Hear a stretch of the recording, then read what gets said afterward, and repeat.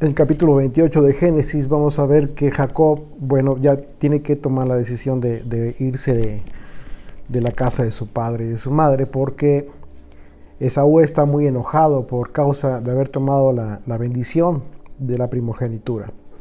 Lo estudiamos el capítulo pasado y vimos todas las consecuencias de esta usurpación que llevó a cabo, y también Jacob, pero también vimos el contexto de cómo es que debemos entender esta usurpación, como esta lucha que inició Jacob para llevarle la delantera. Usurpó el primer lugar, es decir, le dio la vuelta, que es precisamente uno de los contextos del nombre de Jacob. No solamente tiene que ver con usurpador, sino más complementariamente tiene que ver con aquel que toma el lugar. Y eso fue justamente lo que hizo Jacob. Más que engañador, realmente no es el concepto, sino usurpador. Y bueno, en esta ocasión vamos a tener la continuación de este momento y vamos a ver cómo Isaac finalmente entiende que esto no fue un accidente y tampoco dependió solamente de Jacob, sino que Dios mismo obró en esta circunstancia. Pero vamos a consagrar este tiempo de estudio, vamos a pedirle al Señor que dedicarle este tiempo a Él, pero también que nos acompañe en todo este momento. Bendito Dios, gracias te damos, papito, por este Shabbat, este día de reposo que estamos teniendo delante de ti. Gracias porque nos sustentas en todos los aspectos, tanto material como espiritual, Padre, porque tienes tu palabra lista para nosotros, el pan de este día, para alimentarnos, Padre. Te pido que podamos nosotros escuchar tu palabra, estar atentos, Señor, para aprender la lección del día de hoy. Queremos entender tus mandamientos, queremos entender tu pensamiento, Señor, y gracias te damos por esta gran oportunidad que tenemos de estudiar la Torah. Te pido que conviertas nuestras almas, porque tu ley es perfecta y convierte el alma, y es lo único que nos transforma, Padre. Y te pido que aprendamos a discernir lo que vayamos a aprender este día, pero también, Padre eterno, ver tus maravillas a través de esta palabra. Sí. Ver que todas estas cosas que tú le prometiste a Jacob se están cumpliendo en estos días a nuestra vista, Señor, y que toda esa descendencia a la que tú prometiste que iba a despertar de Jacob, Señor, la estás levantando. Gracias porque nos estás permitiendo ver estos tiempos, vivirlos, Señor. Pero, Señor, es un gran temor también el hecho de que mucha gente que se está levantando, se está desviando para obedecer mandamientos de hombres, Padre. Señor, te pedimos tu misericordia, que tu espíritu, Señor, si es tu voluntad, sople y silbe a las ovejas tuyas, Yeshua, que escuchen tu voz, Padre, y no la voz de los hombres. Te bendecimos y te adoramos en el nombre y por los méritos de Yeshua. Amén. Amén. Amén. Bien, acompáñenme por favor en sus Biblias al capítulo 28 y vamos a empezar a leer desde el versículo 1. Vemos que en el capítulo anterior, el capítulo 27, es cuando Rebeca le dice a Jacob que tiene que irse porque escuchó a Esaú que quería matarlo por haberle suplantado. Y bueno,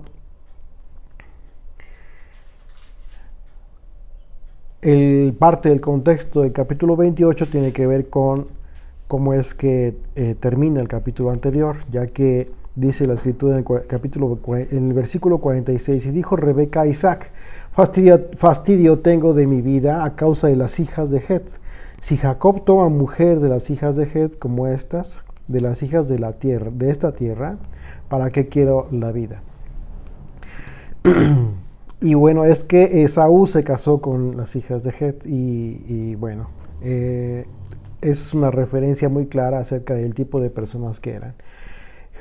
Eran personas que eran idólatras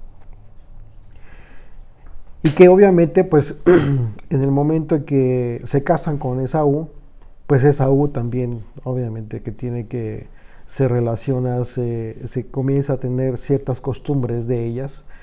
Y bueno, esta expresión de Rebeca pues, implica muchas cosas. La relación con las nueras, pues no fue buena. Y bueno, se dice que normalmente así debe ser, pero realmente no es así. No debe ser así. No en todos los casos es de esa manera, en que no hay una buena relación entre las suegras y las nueras, o entre los suegros y los yernos, ¿no? Realmente es un error esto, porque lo que tendría que suceder es que cambiar la forma de ver las cosas. Muchas veces los padres piensan que cuando se casan los hijos se van. Y bueno, probablemente sí se vayan porque van a cambiar de casa, van a habitar en otra casa. Pero eso no implica que se vayan de tu vida. Son cosas distintas. De hecho, en ese sentido, en este segundo sentido, tendrías que considerar que lejos de perder un hijo, ganas una hija. O si tienes hijas, si se casan, pues lejos de perder una hija, pues ganas un hijo. De esa manera se incrementa la familia. Pero vemos que aquí, lejos de eso, pues era un fastidio para Rebeca, y eso tiene que ver con el tipo de vida que estas mujeres tenían. Eran gente pagana, gente que tenía costumbres no gratas, por supuesto. El tipo de vida tiene mucho que ver con el tipo de vida de un creyente. Cuando un creyente, los hijos de un creyente deciden casarse con mujeres o con hombres que no son temerosos de Dios, esto representa pues un problema en primera instancia para el hijo o la hija que está tomando esa decisión. ¿Por qué? Porque las consecuencias no las va a ver de inmediato si es que están enamorados. Las consecuencias vienen después. Porque un hijo o una hija que no tiene temor de Dios, pues hoy en día, y más hoy en día, ya las circunstancias han cambiado tanto que es para ellos muy fácil. Por ejemplo, la infidelidad. Es muy fácil. Y muchas veces se ve como que lo más normal. Una persona que no tiene temor de Dios comienza a tomar ciertas costumbres, a vivir bajo ciertas costumbres que hacen su vida totalmente diferente a aquella persona que vive con temor de Dios. Entonces eso es algo que los hijos sí deben de considerar, muy importante, porque en primera instancia no lo van a ver, pero posteriormente se van a dar cuenta que cometieron un gravísimo error, porque ustedes van con una formación, los jóvenes van ya con una formación no solamente doctrinal acerca de la Biblia, sino un estilo de vida, un tipo de vida de temor a Dios, de la honra a los padres, de la responsabilidad en la casa, en el trabajo. O sea, tantas cosas tan diferentes que a veces no lo ven. Y muchas veces cuando andan, dice mi esposa, enamorisqueados, pues ni siquiera se muestran realmente como realmente son, porque pues, quieren impresionar al chico o a la chica, y eso es normal. Y esa es la razón por la cual no pueden ver muchas veces la verdadera personalidad. Pero bueno, eso fue lo que pasó con las hijas de Heth, esposas de Esaú, y el clamor de Rebeca es que no vaya a ser lo mismo Jacob. Y dice versículo 1 del capítulo 28, entonces Isaac llamó a Jacob. Fíjense, aquí es algo bien importante. Isaac llamó a Jacob y lo bendijo y le mandó diciendo, le dio una orden. Aquí vemos claramente que Jacob entendió perfectamente que lo que había sucedido anteriormente, que la bendición que le dio, no fue accidente y tampoco dependió de Jacob. Y que tampoco estaba enojado por haberle hecho pensar que era Esaú, sino que en realidad él entendió que esto estuvo en la mano de Dios, estuvo en control de Dios. En el espíritu lo supo y confirma aquí la bendición, ya consciente, de forma consciente. Dice, y le dio una orden: no tomes mujer de las hijas de Canaán.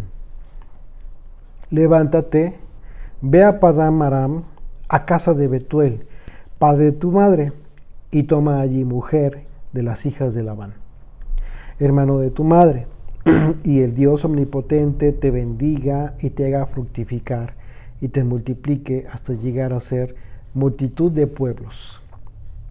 Y te dé la bendición de Abraham y a tu descendencia contigo, para que heredes la tierra en que moras, que Dios dio a Abraham.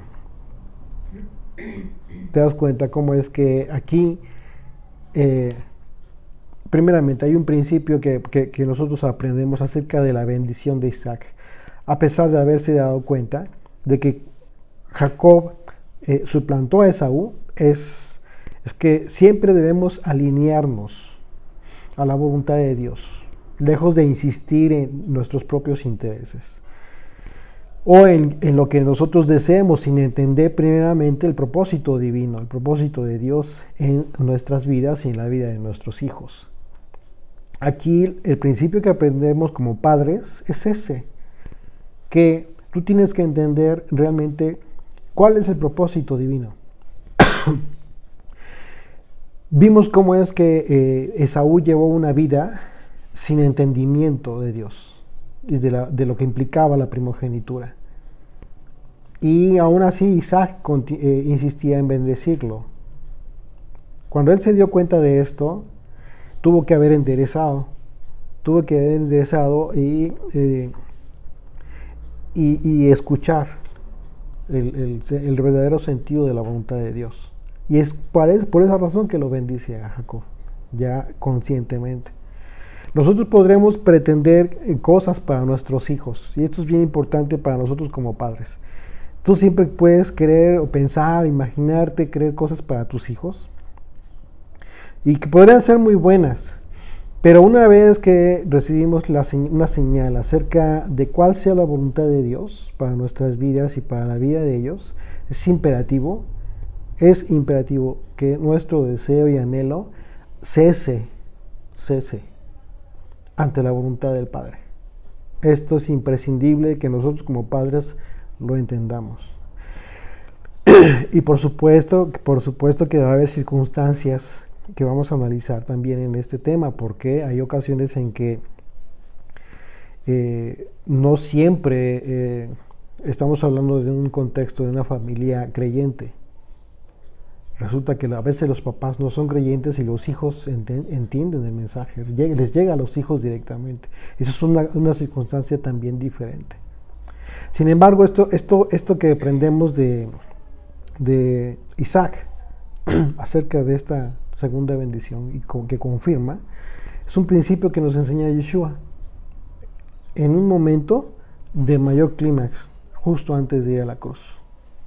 Él dijo, orando al Padre, sabía lo que iba a padecer, y él se apartó de ellos a distancia como de un tiro de piedra, y puesto de rodillas oró, diciendo: Padre, si quieres, pasa de mí esta copa, pero no se haga mi voluntad, sino la tuya. Al final de cuentas, Yeshua no dejó la oportunidad de pedirle al Padre. Por eso somos sus hijos. Sin embargo, nuestro punto final debe ser que sea tu voluntad y no la nuestra. Porque ¿quién mejor que Él sabe lo que es mejor para nosotros mismos? Nosotros no vemos el futuro, Él tiene ya todo el capítulo terminado. Versículo 5. Así envió Isaac a Jacob, el cual fue a Padán Aram a Labán, hijo de Betuel arameo, hermano de Rebeca, madre de Jacob y de Esaú. Entonces Isaac le pidió que no tomara mujer de Canaán, sino que de la parentela de su madre. Porque Isaac aprendió la enseñanza de su padre, o sea, es una enseñanza que viene ya de ascendencia, ¿sí? En el caso de Abraham.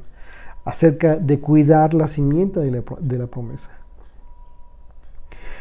En capítulos anteriores vimos que Abraham, a pesar de haber vivido siempre como extranjero en tierras de pueblos idólatras, siempre se mantuvo en la fidelidad a Dios.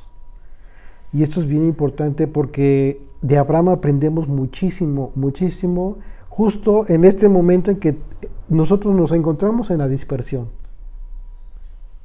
Son principios fundamentales que nosotros tenemos que entender.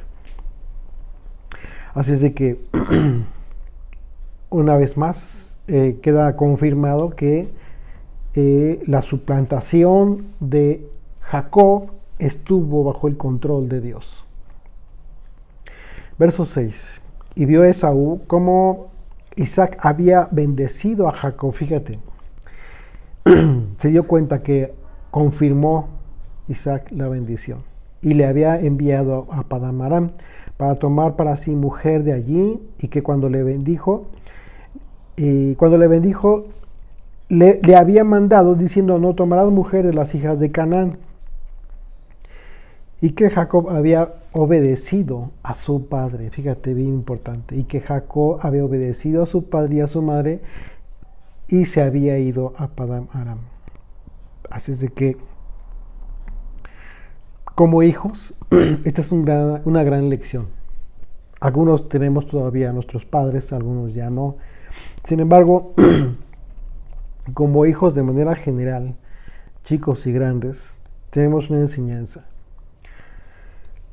que consiste en la gran importancia de tener el atino de escuchar a los padres, de quienes hemos recibido un testimonio de vida.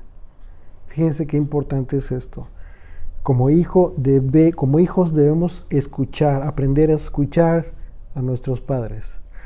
Sobre todo cuando de ellos tenemos un testimonio de una vida recta delante de Dios. La obediencia de los hijos es prosperada en gran medida por lo que como padres hemos sembrado en las vidas de nuestros hijos. ¿Ok? Tú siembras como padre. ¿Cómo siembras? Pues con tu propio ejemplo. No solamente enseñándole a hacer las cosas a tus hijos, sino haciéndolas tú mismo, para que aprendan también de oídas, pero también viéndote por tu propio ejemplo. Una siembra que se refleja desde luego en la obediencia y también en la honra a los padres. Son dos conceptos, obediencia y honra a los padres. La honra a los padres involucra a la obediencia, pero de entrada, como principio, es la obediencia. La obediencia es una cosa y la honra es otra, que aunque se relacionan en la vida de una persona, son conceptos distintos. Por ejemplo, en el caso de Isaac, vemos que contó con un gran testimonio para sus hijos. ¿Cuál fue ese para sus hijos? Para los dos, incluso para Esaú y para Jacob. ¿Cuál fue ese testimonio que tuvieron Esaú y Jacob acerca de la obediencia de Isaac? Pues Isaac obedeció a Abraham. ¿Cuál? Como ejemplo, ¿cuál? ¿En qué acontecimiento? Bueno, que seguía creyendo en el Dios de Israel. Además, claro, por supuesto, sí. Tenía el mismo Dios. Así es.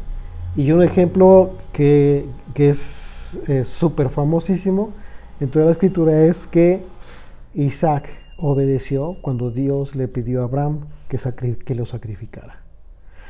De acuerdo a la cronología de los tiempos, ya entendimos que Isaac, cuando Abraham recibe la orden de ese mandamiento de Dios y le dice: sacrifícame a tu hijo, a tu único hijo, a tu amado, vimos toda la simbología impresionante que nos remite a Yeshua, pero también estamos viendo ahí un ejemplo claro, máximo de obediencia, en el caso de Isaac, porque ya era un hombre, ya no era un niño, ya Isaac era un hombre, y Abraham pues ya era viejo, ya era anciano. Entonces, ¿cómo lo pudo haber atado si no es que él mismo le dice: átame con fuerza, padre? O sea, imagínate ese grado de obediencia impresionante. Ese ejemplo Fue un testimonio de vida para Jacob y para Esaú, para los dos. Sin embargo, los hijos tomaron decisiones distintas. Y ahí tenemos el ejemplo bien claro de cómo es que un hijo puede escuchar y en consecuencia hacer, o puede escuchar y tomar su propia decisión de su vida. Y las consecuencias las vemos en la vida que cada uno siguió. Y la honra, en este caso, la honra se diferencia de la obediencia cuando por circunstancias de tipo de vida es posible obedecer a los padres. No es posible obedecer a los padres. ¿Por qué causa? Bueno, tú puedes, de acuerdo a las circunstancias de vida que tú hayas tenido en tu casa, puede ser que en determinadas cosas no puedas tú obedecerles. Sobre todo cuando ya vas a vivir fuera, que ya estás tomando la decisión como hijo de vivir fuera, de dejar a tus padres.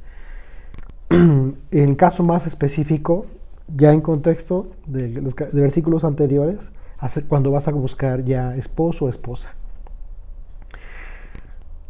Los padres pueden darte un consejo.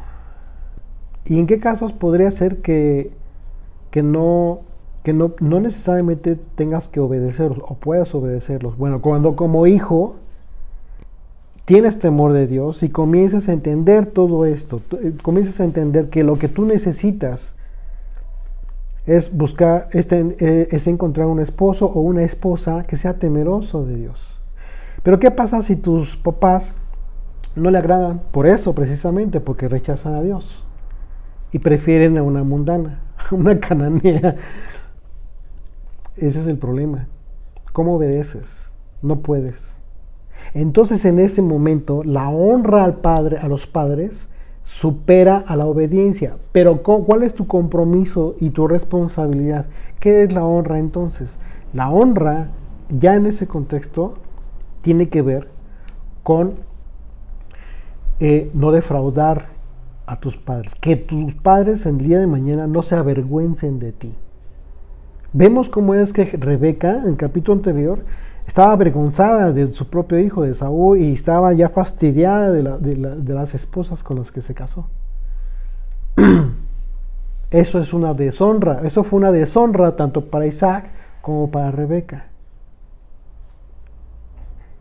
Entonces, como hijo, puede ser que tú tengas que tomar la decisión de no necesariamente escuchar a tus padres cuando no te están aconsejando algo que se alinee a los propósitos de Dios para tu vida. Esto no significa que viviendo bajo el techo de tus padres quieras hacer tu voluntad. Eso no es posible. De repente nos han hecho algunas consultas, jovencitos o jovencitas que tienen la situación de que sus casas pues tienen otra fe, no hablemos de religión, simplemente tienen otra fe y no comparten la fe. Entonces preguntan qué hacer, si hacen de esto o aquello, y bueno, el consejo que nosotros les damos es que mientras sean hijos de familia, mientras estén viviendo bajo el techo de sus padres, tienen que obedecer en todo. Obviamente no te van a obligar a andar, por ejemplo, el 12 de septiembre ahí a la Basílica de Guadalupe. Eso sí no lo puedes hacer. Y aunque te cueste el hecho de que te corran de tu casa, pues bueno, ahí está la decisión determinante que tú debes de tener como hijo, en no involucrarte en la idolatría, no involucrarte en cosas que sean abominación para Dios. Pero en todos los demás aspectos de la vida, todo, absolutamente todo, como hijos, mientras vivamos bajo el techo de nuestros padres, tenemos toda la obligación, la responsabilidad de obedecerles, de honrarles, de ayudar en todo lo que se requiera a la casa, etcétera, etcétera, etcétera. No pretender hacer nuestra propia voluntad. Y muchas veces te van a impedir que de repente, por ejemplo, acudas a las fiestas, por ejemplo, en las fiestas anuales, ¿no? Las fiestas del Eterno, que quisieras ir, y a lo mejor tus papás no te dejan ir. No te preocupes, ya va a llegar el tiempo. No puedes tú tomar la decisión de repente ahora sí que largarte, perdón la expresión, pero eso sería tomar tus cosas y decir, pues no me importa que no me dejes, yo me voy. ¿Por qué? Porque voy a honrar a Dios. En ese momento, ya lo que hagas saliendo de tu casa, en literal desobediencia a tus padres, ya no le agrada al Señor, ya no le agrada. Así es de que hay que tener mucho cuidado, mucho cuidado con este tema. Y ese tema se relaciona mucho con una maldición que puede ser, que llega a ser rota, que se rompe y que está prevista en la propia Escritura por el Señor. Porque, bueno, acompáñenme rápidamente por allá, Éxodo, por favor, en sus Biblias, Éxodo 20, versículos 5 y 6. Dice, no te inclinarás a ellas ni las honrarás. Está hablando el Señor de la prohibición a la idolatría. Ahí, eso no lo vas a hacer. Repito, finalmente, si es necesario que tengas que decir, lo siento mucho, papá, no voy a cometer idolatría, pues eso es lo que vas a tener que hacer. En este caso es un mandamiento de Dios. No te inclinarás a ellas ni las honrarás, porque yo soy el Señor tu Dios, fuerte, celoso, que visito la maldad de los padres sobre los hijos hasta la tercera y cuarta generación. ¿A qué tipo de padres se está refiriendo aquí el Señor? Dice, visito la maldad de los padres, a los que aborrecen, los que no quieren saber nada de Dios, que dicen, no quiero saber nada de Dios, a mí no me hables de eso. Y en consecuencia, quisieran que sus hijos fueran igual.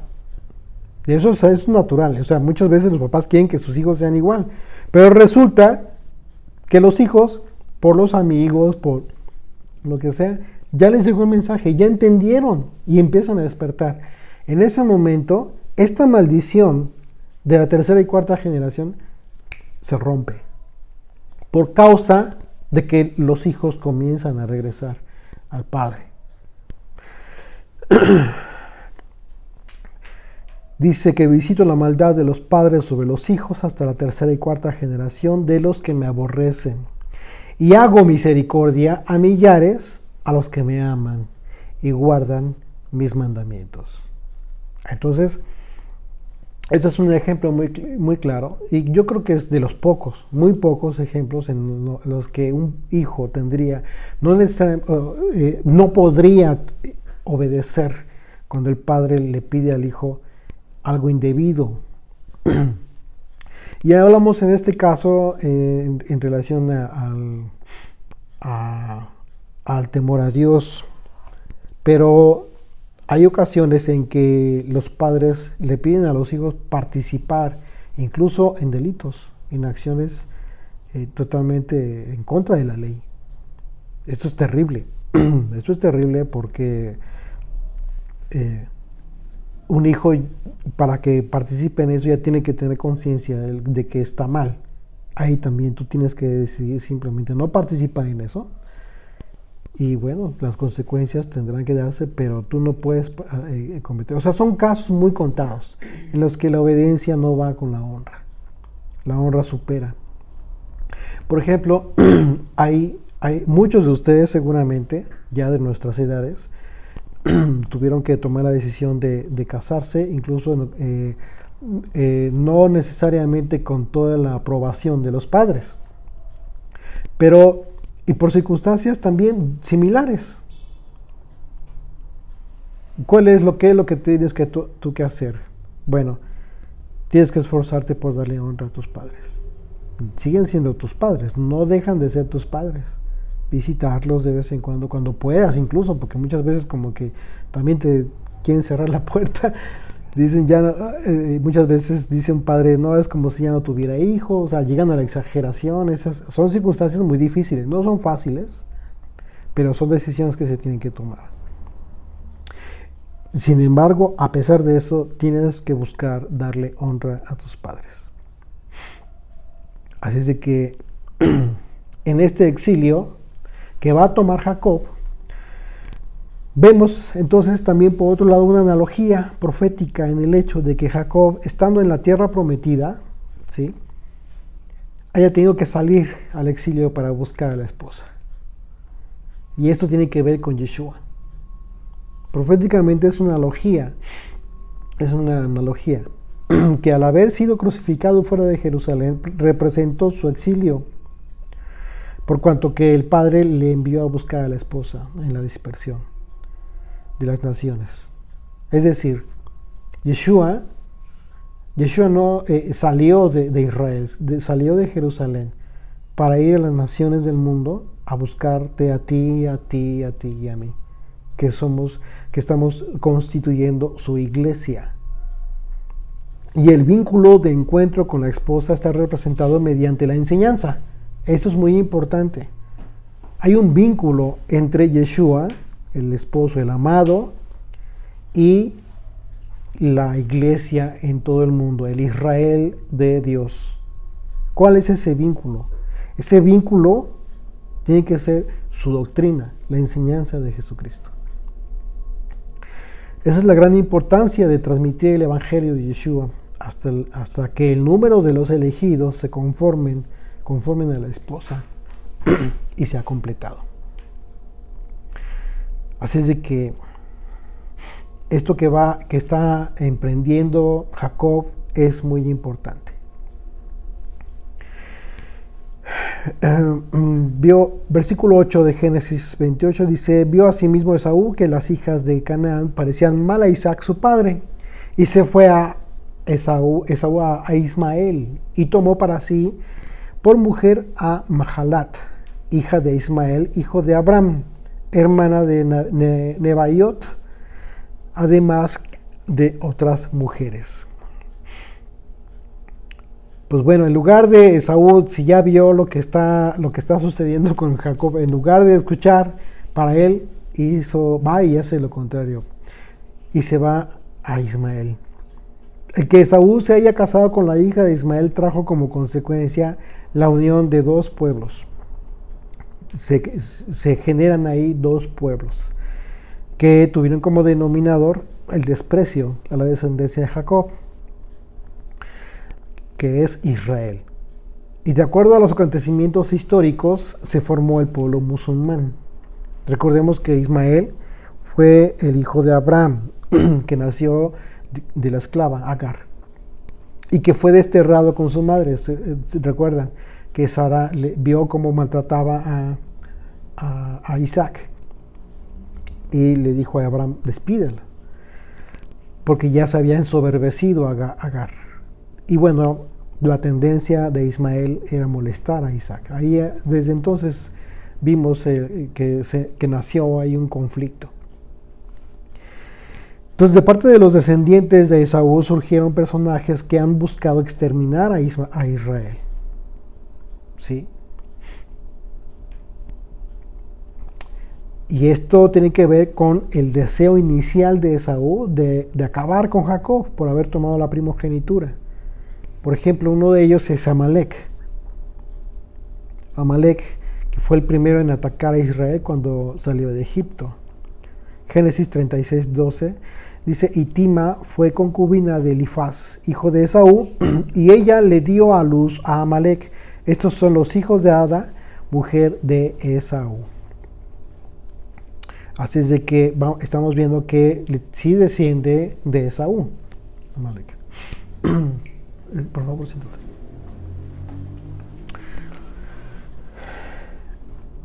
Ok, otro personaje malvado que también desciende de Esaú tiene que ver con Amán, ¿recuerdan? En el libro de Esther vemos cómo es que uno de los protagonistas importantes ahí es Amán, que tiene que ver con con su intención de acabar con Israel. Estuvieron a punto, él estuvo a cargo de esta obra con todo el propósito de exterminar al pueblo judío. Y bueno, vemos ahí ya la historia que Esther forma parte muy importante de esta ayuno incluso de toda la nación, y este clamor que hizo el pueblo para Dios a fin de que fuesen salvados del exterminio. Pero bueno, como antecedentes nada más o referencia, ve esta gente que desciende de Esaú y que trae esa misma entraña. Versículo 10 de Génesis 28 dice: salió pues Jacob a Beersheba y fue a Harán y llegó a un cierto lugar y durmió allí, porque ya el sol se había puesto, y tomó de las piedras de aquel paraje y puso a su cabecera y se acostó en aquel lugar. Vamos a poner atención aquí, por favor, porque aquí hay mucho simbolismo a partir de este momento. Versículo 12. Y soñó, y he aquí una escalera que estaba apoyada en tierra, y su extremo tocaba en el cielo. La visión que tuvo Jacob en la escalera simboliza aquello que resulta ser un vínculo divino. Esto es un vínculo divino entre el cielo y la tierra. Yeshua. Esto es Yeshua. Está representando, esta escalera representa a Yeshua, y como ya lo comentamos, es una evidencia que apoya la hipótesis de que en ese lugar fue el monte del templo. Es precisamente el lugar donde se construyó el templo de Jerusalén. Por lo que en ese sentido la escalera representa a Yeshua. Acompáñame a Juan 2.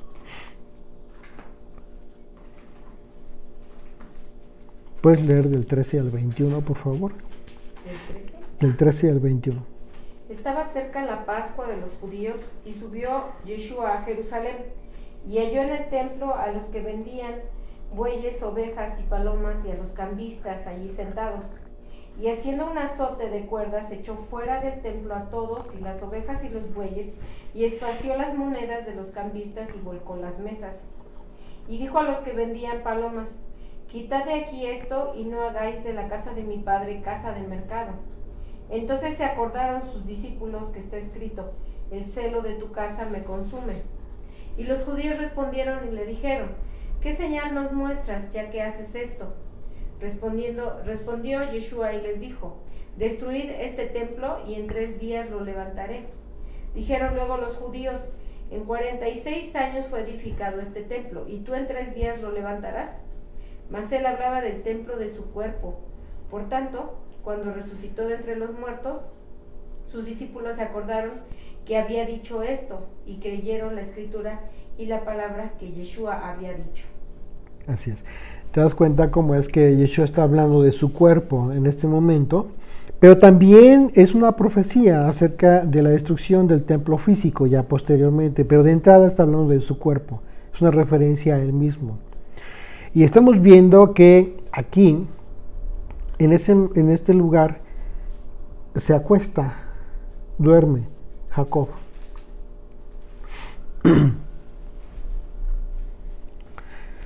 Versículo 13. Y he aquí, el Señor estaba en lo alto de ella, el cual dijo, estaba viendo la escalera, y dijo: yo soy el Señor, yo soy Yud-Hei Vab-Hei, el Dios de Abraham tu padre y el Dios de Isaac. La tierra en que estás acostado te la daré a ti y a tu descendencia. Será tu descendencia como el polvo de la tierra, y te extenderás al occidente, al oriente, al norte y al sur. Y todas las familias de la tierra serán benditas en ti y en tu simiente.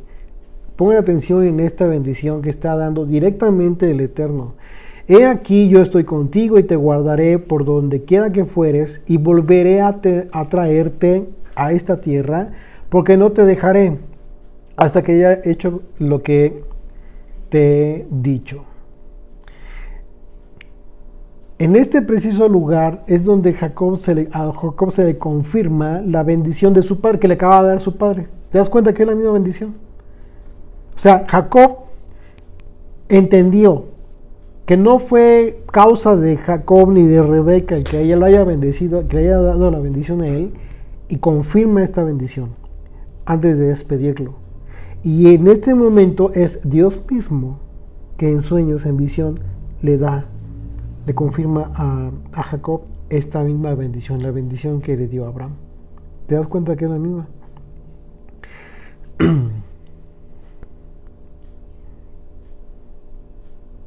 Así es de que esto tiene que ver con, pues obviamente, la sensibilidad espiritual para entender el propósito de Dios. Versículo 16. Y despertó Jacob de su sueño y dijo, ciertamente el Señor está en este lugar, y yo no lo sabía, y tuvo miedo, y dijo, cuán terrible es este lugar, no es otra cosa que casa de Dios y puerta del cielo. De acuerdo a la hipótesis más comentada, es en el sentido de que este lugar donde durmió Jacob y tuvo ese sueño revelador tiene que ver con el mismo lugar donde Abraham iba a sacrificar a Isaac. ¿Okay? Esto es el monte Moriah, de lo que se puede explicar la conexión entre el cielo y la tierra, a través de esta escalera que vio Jacob en su sueño. También esa hipótesis podría explicar el hecho de que Jacob vio ángeles de Dios que subían y descendían de esta escalera, y al despertar dijo, cuán terrible es este lugar, no es otra cosa que casa de Dios y puerta del cielo. En las escrituras, cuando se refiere a la casa de Dios, es una referencia al templo.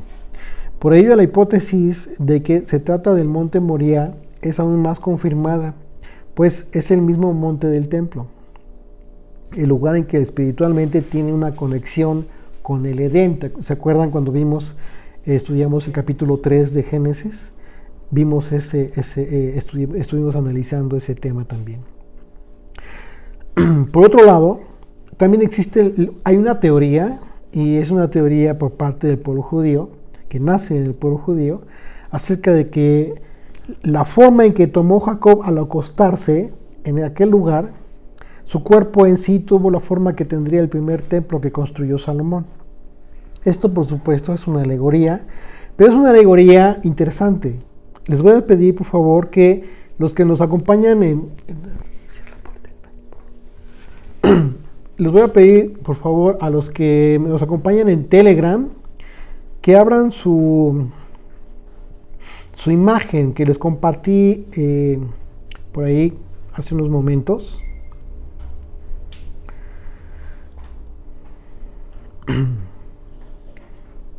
Y a los que nos acompañen en Facebook, les voy a compartir esta imagen.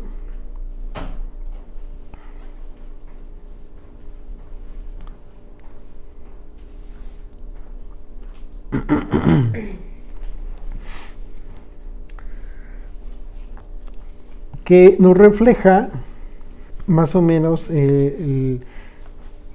lo que podríamos ver, o lo que se podría ver en el templo en su tiempo, en el caso del templo, del primer templo, el que construyó Salomón. Pongan atención, si pueden ampliarlo por ahí ustedes mismos, por favor, se van a dar cuenta que los lugares del templo están identificados con números. Voy a pasar a describir, de acuerdo a esta información que les voy a proporcionar, la numeración de las celdas de estos lugares. ¿Okay? El número 1 está identificado como las celdas de los sacerdotes, como un turbante. El lado oeste, lingotes de oro y plata fueron almacenados probablemente aquí. Estas celdas forman la cubierta de la cabeza o turbante del sumo sacerdote mencionado en Éxodo 28. La tapa del sacerdote común o bonete era más globular, parecido a un cuenco invertido. Les reitero que esto es una analogía que nace en el pueblo judío. ¿Okay? En el número 9 tenemos identificadas las celdas de los sacerdotes al sur y al norte. Estas son los brazos. Solo una de las sí se alcanza a ver, ¿verdad? Incluye la segunda entrada. Las entradas corresponden a las piedras de ónice que el sumo sacerdote llevaba sobre sus hombros derecho e izquierdo.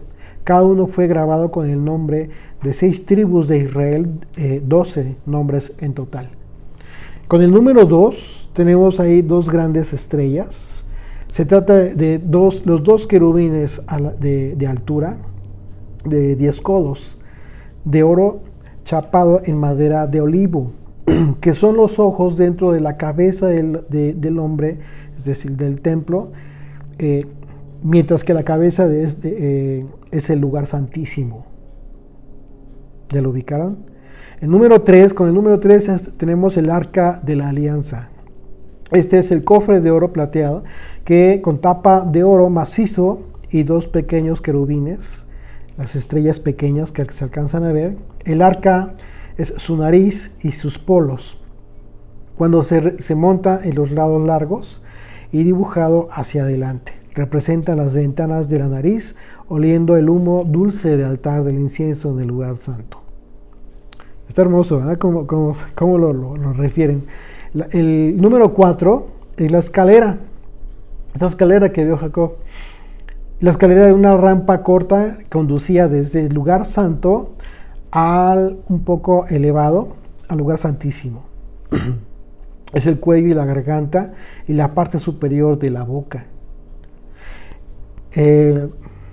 Como el número 5 está identificado el altar del incienso. Este es un altar pequeño de oro plateado.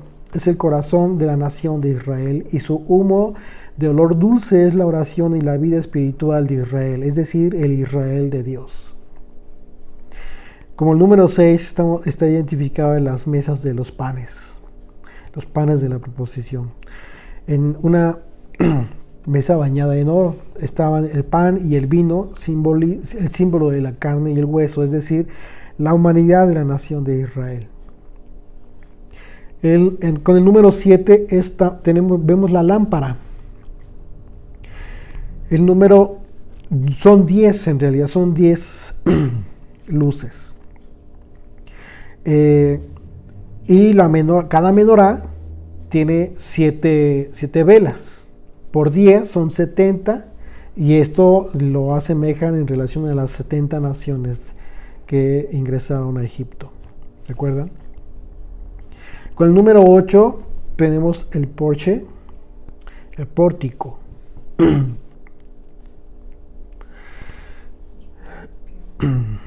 Con el número 10 tenemos 5 fuentes de agua de bronce. Estaban al norte y 5 en el lado sur por el pórtico. Esto significa los 10 dedos de las manos. Las fuentes fueron para el lavado de la sangre de los sacrificios. El número 11 dice Joaquín Boaz. Los pilares de bronce, pues el gran pórtico se llamaba Joaquín y Boaz. Esto lo podemos ver en Segunda de Crónicas, capítulo 3. Y las piernas del hombre del templo. El nombre templo se trata de dos centrales híbridas que simbolizan los reyes David y Salomón.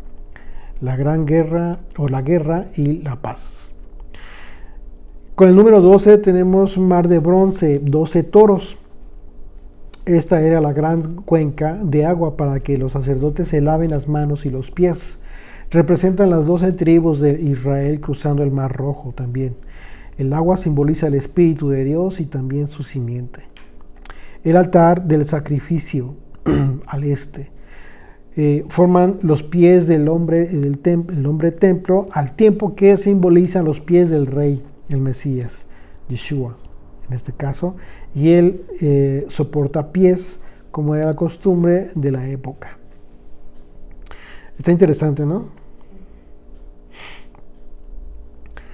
Así es que el sueño de Jacob se da en este momento porque huía de la ira de Esaú, pero también porque él estaba en camino a Mesopotamia para encontrar una esposa y crear una familia, es decir, una casa, que también es una analogía al templo, una casa, tu templo. Isaac proféticamente le ordenó salir y comenzar su propia familia para multiplicarse y convertirse en una congregación de pueblos, en una Keilah. Y después se dijo que sus 2 esposas son los constructores, la casa de Israel. ¿Puedes leer Ruth 4, versículo 11, por favor?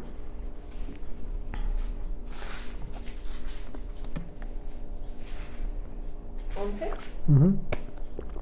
Dice, y dijeron todos los del pueblo que estaban a la puerta con los ancianos, testigos somos, el Señor haga a la mujer que entra en tu casa como a Raquel y a Lea, las cuales edificaron la casa de Israel, y tú seas ilustre en Efrata y seas de renombre en Belén.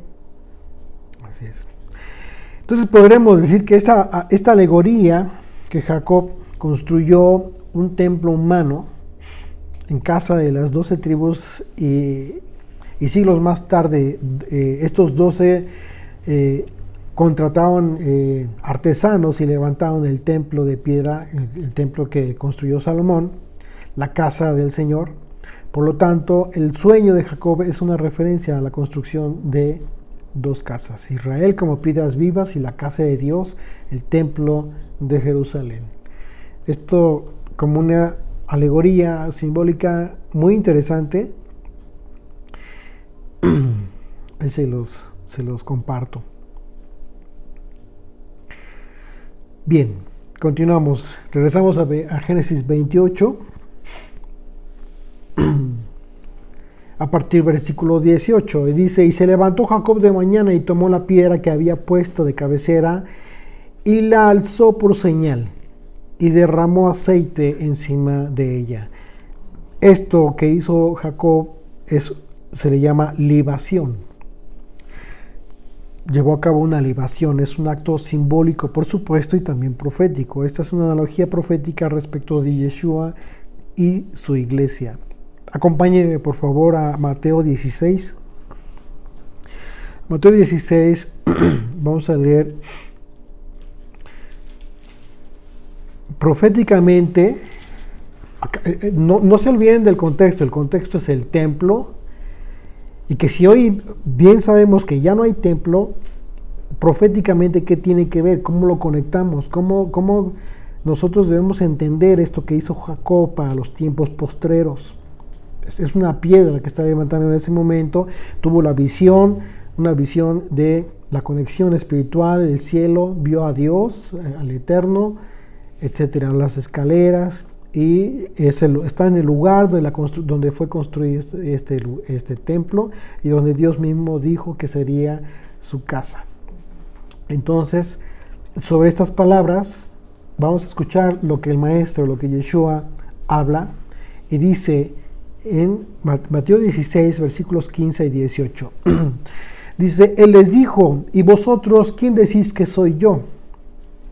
Como referencia nada más, se encuentran frente al templo del Dios Pan. Yeshua llevó a sus discípulos al norte de Israel, en un lugar donde se encontraba una peña, una roca enorme, y en esa peña construyeron un templo al Dios Pan por parte de los romanos. Era un lugar de idolatría terrible, de sacrificios humanos, etc. Y en ese mismo lugar los lleva Yeshua y les hace una declaración en relación a que todo esto no iba a prevalecer, todo aquello que simbolizaba la muerte y el terror no iba a prevalecer. Y entonces el Señor les pregunta a sus discípulos, y Él les dijo, ¿y vosotros quién decís que soy yo? Respondió Simón Pedro, dijo, tú eres el Mesías, el Cristo, el Hijo del Dios viviente. Entonces le respondió Yeshua, bienaventurado eres, Simón, hijo de Jonás, porque no te lo reveló carne ni sangre, no se lo informó nadie, sino mi Padre que está en los cielos. Y yo te digo, mirando así en ese momento junto a esa roca como referencia, dice, y yo también te digo que tú eres Pedro, que tú eres Kefa, que en el hebreo es pequeña piedra, una piedra pequeña, y sobre esta roca, hablando de él mismo, porque Yeshua está hablando de él mismo, de su persona, por eso le dijo, ¿y quién dicen ustedes que soy yo? Entonces dice, y sobre esta roca edificaré mi iglesia, y las puertas del Hades, o sea, todo esto, idolatría y muerte que estaba representado ahí, no prevalecerán contra ella, contra esta roca y su iglesia. Entonces, lo que está ahora regresa al momento en que Jacob se da cuenta de que está justo en casa de Dios, en Betel, en casa de Dios, y lleva a cabo esta unción de aceite sobre esta piedra. La libación. ¿Qué representa esto? ¿Qué representa el aceite? En la cultura hebrea, ¿qué representa? En la cultura hebrea representa el Espíritu de Dios sobre ese lugar. Levanta esta piedra Jacob como un aspecto simbólico de que el Espíritu de Dios permanecería en ese lugar. Y a consecuencia de eso, pues todas las implicaciones son impresionantes. La revelación que tuvo Jacob de la escalera que representa a Yeshua está relacionada con la revelación que tuvo Pedro acerca de quién era Yeshua. Sobre esa roca, Yeshua, sería edificada la casa espiritual, la congregación de los creyentes en Yeshua. Los edificadores fueron los líderes religiosos en Israel que rechazaron a Yeshua como el Mesías, siendo él la piedra del ángulo. Entonces, fíjense lo que va a acontecer a partir de este momento, después de que él lleva a cabo esta libación sobre esta piedra. Versículo 19, y llamó el nombre de aquel lugar Betel, aunque Luz era el nombre de aquella ciudad. Betel significa casa de Dios. Versículo 20, e hizo Jacob voto diciendo, fíjate qué importante es esto, e hizo Jacob voto diciendo, si fuere Dios conmigo y me guardare en este viaje en que voy y me diere pan para comer y vestido para vestir, y si volviere en paz a casa de mi padre, el Señor será mi Dios. Yud Hei Vav Hei será mi Dios. Y esta piedra que he puesto por señal será casa de Dios. Y de todo lo que me dieres, el diezmo apartaré para ti. Y ahorita van a estar pensando, ya Humberto va a empezar a pedir el diezmo. No. Fíjense bien el contexto de este voto que hizo Jacob, que es importantísimo porque implica varias cosas, terminando con la promesa del diezmo. Pero fíjense lo importante. Este voto es confirmado mediante la bendición, lo que en el judaísmo llaman Birkat Hamazon. ¿Sí? Por favor, ¿podrías leer el capítulo 8 de Deuteronomio? Está cortito. Fíjense cómo es, repítanlo ahí en su casita nuevamente lo que acaba de decir. Esta promesa del voto que hizo Jacob acerca del sustento en todos los sentidos y el bienestar. Y fíjate cómo es que este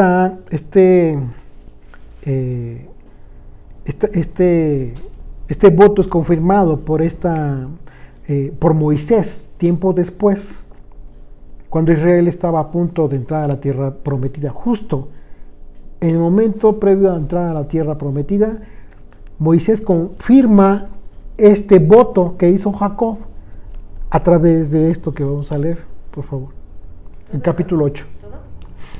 Cuidaréis de poner por obra todo mandamiento que ya os ordeno hoy, para que viváis y seáis multiplicados y entréis y poseáis la tierra que el Señor prometió con juramento a vuestros padres. Y te acordarás de todo el camino por donde te ha traído el Señor tu Dios estos 40 años en el desierto, para afligirte, para probarte, para saber lo que había en tu corazón, si habías de guardar o no sus mandamientos. Y te afligió y te hizo tener hambre, y te sustentó con maná, comida que no conocías tú ni tus padres la habían conocido, para hacer saber que no solo de pan vivirá el hombre, mas todo lo que sale de la boca de Dios vivirá el hombre. Tu vestido nunca se envejeció sobre ti, ni el pie se te ha hinchado en estos 40 años. Reconoce a sí mismo en tu corazón que como castiga el hombre a su hijo, así el Señor Dios te castiga. Guardarás pues los mandamientos del Señor tu Dios, andando en sus caminos y temiéndole. Porque el Señor tu Dios te introduce en la buena tierra, tierra de arroyos, de aguas, de fuentes y de manantiales que brotan en vegas y montes, tierra de trigos y cebadas, de vides, higueras y granados, tierra de olivos, de aceite y de miel, tierra en la cual no comerán el pan con escasez, ni te faltará nada en ella, tierras cuyas piedras son hierro y de cuyos montes sacarás cobre. Y comerás y te saciarás, bendecirás al Señor tu Dios por la buena tierra que te habrá dado. Cuídate de no olvidarte del Señor tu Dios para cumplir sus mandamientos, sus decretos y sus estatutos que yo te ordeno hoy. No suceda que comas y te sacies y edifiques buenas casas en que habites, y tus vacas y tus ovejas se aumenten, y la plata y el oro se te multipliquen, y todo lo que hubiere se aumente, y se enorgullezca tu corazón, y te olvides del Señor tu Dios que te sacó de la tierra de Egipto, de casa de servidumbre, que te hizo caminar por un desierto grande y espantoso, lleno de serpientes ardientes y de escorpiones y de sed, donde no había agua, y él te sacó agua de la roca del pedernal, que te sustentó con maná en el desierto, comida que tus padres no habían conocido, afligiéndote y probándote para a la postre hacerte bien. Y digas en tu corazón: mi poder y la fuerza de mi mano me han traído esta riqueza. Sino acuérdate del Señor tu Dios, porque Él te da el poder para hacer las riquezas, a fin de confirmar su pacto que juró a tus padres, como en este día. Mas si llegares a olvidarte del Señor tu Dios y anduvieres en pos de dioses ajenos, le sirvieres a ellos y te inclinares, yo lo afirmo hoy contra vosotros, que de cierto pereceréis. Como las naciones que el Señor destruirá delante de vosotros, así pereceréis, por cuanto no habréis atendido a la voz del Señor vuestro Dios. Amén. ¿Te das cuenta cómo es que, obviamente más detallado, más largo, si tú quieres, pero al final de cuentas es el mismo voto que hizo Jacob? Es decir, Moisés está exhortando a cumplir el voto de Jacob. Porque Jacob representa a Israel. De él descienden las 12 tribus de Israel. ¿Te das cuenta qué importante es esto? Ahora fíjense el simbolismo profético de este voto de Jacob en relación al templo de Dios en relación al lugar donde ungió la piedra. Fíjense el aspecto el simbólico y profético de este voto.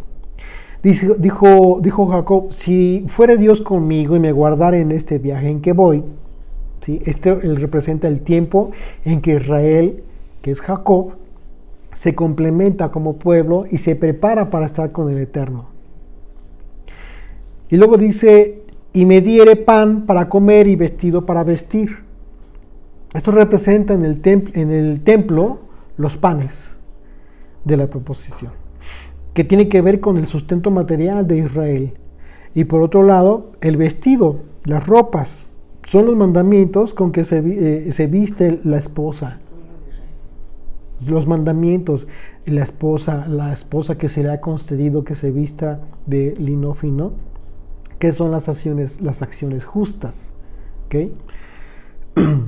Y esto para el tiempo señalado.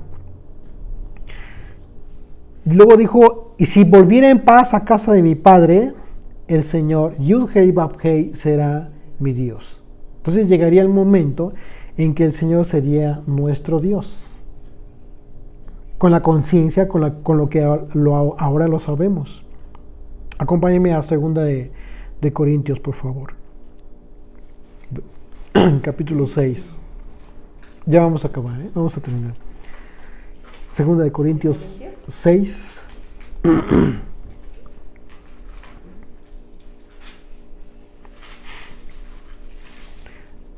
Versículos 14 al 18 dice: no os unáis en yugo desigual con los incrédulos, porque ¿qué compañerismo tiene la justicia con la injusticia? ¿Y qué comunión la luz con las tinieblas? ¿Y qué concordia el Mesías con Belial? ¿O qué parte del creyente con el incrédulo? ¿Y qué acuerdo hay entre el templo de Dios y los ídolos? Porque vosotros sois el templo de Dios viviente, como Dios dijo, habitaré y andaré entre ellos y seré su Dios y ellos serán mi pueblo. Por lo cual salid de en medio de ellos y apartaos, dice el Señor, y no toquéis lo inmundo, y yo os recibiré. Y seré para vosotros por padre, y vosotros me seréis hijos e hijas, dice el Señor Todopoderoso. Y luego dice Jacob, y esta piedra que he puesto por señal será casa de Dios. En la tierra esta piedra representa el templo de Jerusalén. Proféticamente Yeshua, como la piedra angular, fue puesta por señal de que en el lugar de nuestra dispersión de todos nosotros, Él es nuestro pequeño santuario, de acuerdo a la profecía de Ezequiel. Ezequiel 11, del 14 al 17, dice, y vino a mí palabra del Señor diciendo, hijo de hombre, tus hermanos, los hombres de tu parentesco y toda la casa de Israel, toda ella, son aquellos a quienes dijeron los moradores de Jerusalén, alejaos del Señor, a nosotros es dada la tierra en posesión. Por tanto, así ha dicho el Señor Dios, aunque les he arrojado lejos entre las naciones, como hoy tú y yo estamos, y les he esparcido por la tierra, con todo eso les seré un pequeño santuario en las tierras a donde lleguen. Por tanto, así ha dicho Yud-Hei Vav-Hei, el Señor. Yo os recogeré de los pueblos y os congregaré de las tierras en las cuales estáis esparcidos, y os daré la tierra de Israel. Y luego dijo, el diezmo apartaré para ti, al final.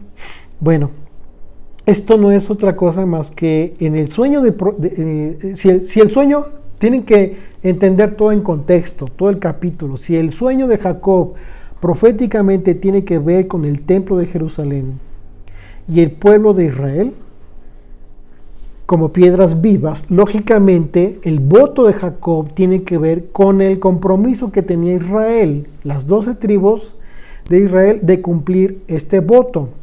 ¿Cómo lo iba a cumplir? Hablando específicamente del diezmo, a través del mandamiento dado en Números capítulo 18, para el sostenimiento del templo precisamente. Para el sostenimiento, o sea, tienes que aplicar la lógica. No te puedes salir del contexto. El contexto es la visión de Jacob del templo de Jerusalén. Y todo lo que representa para el hombre, o lo que debió representar para el hombre. Números 18, 20 al 21, por favor. Y el Señor dijo a Aarón, de la tierra de ellos no tendrás heredad, ni entre ellos tendrás parte. Yo soy, y le está diciendo a Aarón, yo soy tu parte y tu heredad en medio de los hijos de Israel. Y he aquí, yo he dado a los hijos de Leví todos los diezmos a los levitas por su ministerio. ¿Qué es ministerio? Servicio, por cuanto ellos sirven en el ministerio del tabernáculo de reunión. Específicamente del tabernáculo de reunión y después en el templo. Y no se acercarán más los hijos de Israel al tabernáculo de reunión para que no lleven pecado por el cual mueran. Bueno, una vez más, el voto de los diezmos que hizo Jacob se cumpliría por las 12 tribus de Israel en el tabernáculo, en el templo, para el sostenimiento de quienes ejercían este servicio. Era un trabajo impresionante el trabajo en el templo. No les daría tiempo para andar buscando trabajo en otro lugar. Por esa razón, Dios estableció este mandamiento para que aquellos a quienes iban a servir también, porque el servicio era para el templo, pero para bendición de todo el pueblo, contribuyeran para poder sostener a estos hombres y sus familias. Por esa razón el diezmo consistía primordialmente, o sea, realmente consistía en granos, en las cosechas, en alimento, en animales. Exactamente. Así es. ¿Cómo, perdón? En la construcción de ese templo. Porque aquí lo dice, claro. Y esta piedra que he puesto por señal será casa de Dios. Así es, así es. Así, bueno, pues Salomón tuvo que haber incrementado los impuestos para poder construir, para poder pagar, salió carísimo. Por esa razón, ya cuando a su hijo de Salomón, que asciende al trono, los líderes van de las tribus y le piden que reduzca los impuestos, y bueno, ya veremos la historia que fue contradictoria.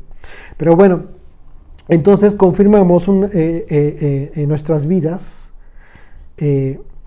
confirmemos, ¿cuál es la exhortación aquí? Viendo todo lo que hizo lo que hizo Jacob, lo que vio y el voto que él hizo, la idea es que nosotros confirmemos en nuestras vidas los votos de Jacob, constituyéndonos nosotros mismos como piedras vivas del tabernáculo, que está siendo edificado en los cimientos de la doctrina de Yeshua. La roca, Él es la roca de Israel. ¿Estás de acuerdo? Señor, gracias por este tiempo, gracias por tu bendición, gracias por acompañarnos, Señor, por ser nuestro Padre en todo momento y nuestra guía. Te damos gracias porque nos permites y nos das el honor de compartir tu enseñanza, Señor.